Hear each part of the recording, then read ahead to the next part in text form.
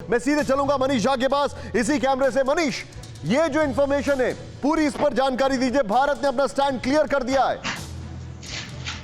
जी हाँ निशांत, देखिए प्रधानमंत्री मोदी ने आज लाल किले की प्राचीर से चीन को लेकर जो कहा और विदेश मंत्रालय के तरफ से जो चीन को लेकर बयान दिए गए हैं, अगर आप इस दोनों को जोड़कर देखें तो जो आपका सवाल था कि पाकिस्तान और चीन क्या एक लाइन में है, उसी का जवाब है। और लाइन क्या है कि आप देखिए कि जैसे पाकिस्तान को लेकर हमारी एक नीति है कि आतंकवाद और बातचीत एक साथ नहीं चल सकती है, उसी तरह से अब हमने एक लाइन ड्रॉ की है एलएसी पर भी कि अगर चीन का अतिक्रमण जारी रहता है, चीन अपनी पोजीशन पर वापस नहीं आता है जो अप्रैल 2020 से पहले है, तो फिर संबंध जो है हमारे वो सामान्य नहीं हो सकते हैं। देखिए निशांत, एक दिन हम और आप चर्चा कर रहे थे, पहले चीन कहता था कि हम सीमा विवाद को अलग रखेंगे, बाकी संबंधों को अलग रखेंगे, यानी हम बिजनेस करते रहेंगे।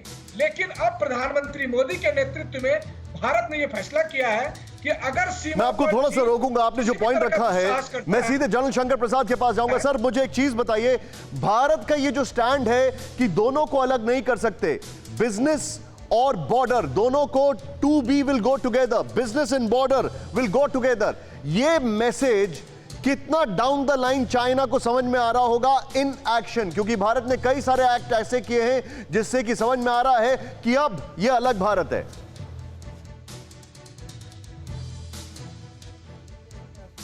मैं समझता हूं वो ये है कि भारत के प्रधानमंत्री ने बहुत कोशिश की कि किसी तरीके से चाइना समझ जाए कि economic prosperity of people is more important than anything else, and therefore let us solve the border issue.